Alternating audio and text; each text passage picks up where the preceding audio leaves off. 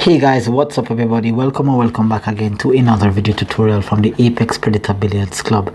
My name is Apex Elenio and I'll be taking you through one of those 9-ball racks that demonstrates to you why a lot of persons in my country does not like to play 9-ball. What you're about to see in this rack is just one of the things that is a part of the game, and you have to just accept it and learn how to deal with it mentally. We're going to start off with the break shot here. And as you can see there, it's not the most productive break for 2 or 3 reasons. Number 1, I did not make a ball on the break. Number 2, I lost control of the cue ball, because usually when I break I need the cue ball to go off the side rail back into the middle of the table, or maybe to break and squat the cue ball in the center of the table. That did not happen, and so I'm left with what you see here on the table. Now my opening shot here is a really tough combination. I went down a little bit too fast to make this shot, but there you can see the very first thing that a lot of persons do not like in 9-ball, and that is where you get what is called a fluke shot. Now if you look at that fluke shot there, you can see that I played the combination, the 1 onto the 2, the 2 missed, the 1 ball bounced, bubble in the pocket, came off the 2 and came back off the cue ball and rolled into the side. Now 9-ball is a game where you don't call any shots, you just simply play the lowest numbered object ball. And here you can see my opponent, if I had an opponent, would have been quite uncomfortable with such an outcome there. So with that, I consider that lucky, and that was not the intent. Alright, however, I did get a shot on the 2, and I now played proper position from the 2, making advantage or taking advantage of my luck. Playing from the 2 to the 3, I just need to play on the high side of the 4 here. So come off the side rail, bounce, leave an angle here to come from the 4 onto the 5. Now the 5 is all the way down near to the bottom rail, so I need to get anywhere close to a little bit past half table. So if I can get past the 6, that would be really good. Alright, so I'm just pretty much just playing just high center here, and just using the cue ball speed and the table condition here. Alright, so I left myself a bit high on the 5. Alright, so I need to really get into that line that you see I'm pointing on there. It's somewhat of a thin cut. Well, it's not that thin, but if I don't play this ball good enough, I can't catch that second rail. So here we go again, going down to play this 5 ball here. Alright, once I can just get that cue ball off that second rail heading to the 6, I should be able to get a shot on the 6.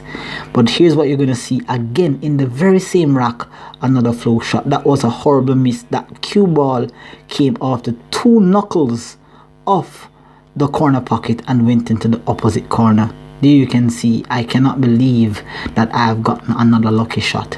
And to top it all off, I had perfect position on the 6.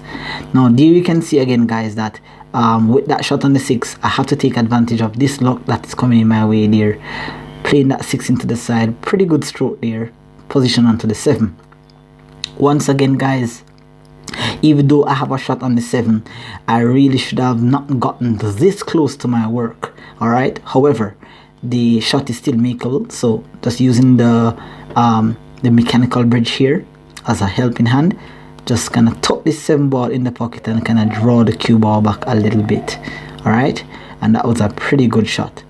Now once again here, this would obviously be what I would call the most fortuitous run out, but you're gonna see another error here, and I believe that I really deserve this, because I can see here that I just wanted to just go past the 9 and just use the speed of the cue ball to come off. I needed a bit more spin to just bounce off the side rail and widen the angle off the short rail, but again, this is what I got, so you never want this to happen. Alright, so we have already seen 2 flukes in this game. Alright, and this is why a lot of persons in my country do not like 9-ball. But again, guys, this is just a part of the game, right? Sometimes the luck is with you, sometimes the luck is against you. Alright, have a very bad position here. The 9 still makeable in the side, but just look again how fortuitous I am. I played the 9, I missed the shot by the near nipple, and look at where that 9-ball has gone again. That 9-ball has gone down to the end rail, leaving my imaginary opponent here with a bank. Now if I am my imaginary opponent, all I'm thinking here is that this guy is too lucky. This is too fortuitous. I'm just gonna go for my shot, and whatever happens, happens. So this is just what my imaginary opponent is saying. This is some crazy stuff happening in this rock. All right. So now I'm just gonna go down now, and I'm gonna try to bank the 9 because it's my only shot. That's the only thing that I have. A lot of players, I can agree, that would go down on a shot like this. Now look at this. Miss the 9 and watch that 9 heads towards that corner for the 3rd fortuitous shot, but it just settles deep into the shell of the corner pocket. Can you believe this, viewers and subscribers, what kind of rock this is? Now, even though the rock has ended, there's many things to learn from this, because when you're playing with an opponent, I can tell you from the get-go, guys, that with a rock like this, this will affect any opponent mentally. It would even affect the opponent physically, because to see one player being lucky 3 times in one game, I mean, it's crazy. It's really, really crazy to see this happening in a rock. So I wanted to show you this, not for the purpose of learning or to add any value to your game, but it's to show you that 9-ball is a game that has a lot of fortune.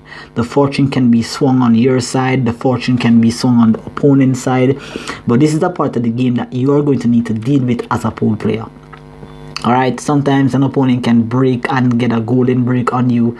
Just some crazy stuff can happen in the game of 9-ball, which is what makes the game of 9-ball so exciting. All right, guys, so I hope you enjoyed this rock. There, of course, always knowledge to learn from every rock of 9-ball. I post these videos simply just to show you what training is like. This is actually training. This is not a live match. This is just a match against myself and my imaginary opponent. And there's many stuff that I learned from commentating on these matches or even watching them, guys. So I hope you were able to get some sort of knowledge from this, even if it's just a little position play, a little pattern play. Maybe you see me missing a particular shot. Maybe it's something that you can work on. I don't know, but I hope that you got some value from this video. So again, thank you guys for watching, and we'll see you next time in another tutorial video. All right, do take care. Peace out. Bye.